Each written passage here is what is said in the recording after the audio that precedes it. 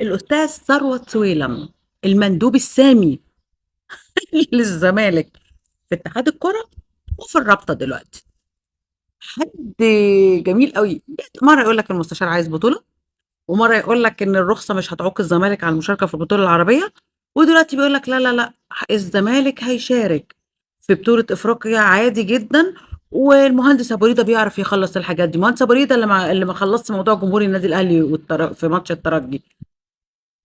لا، انتوا مش ممكن تكونوا بتديروا كرة قدم. اللي بيحصل ده مش كورة، مش لعبة. دي مش لعبة ومش رياضة. اللي بيحصل ده عدى مراحل الإفساد بكتير جدا جدا.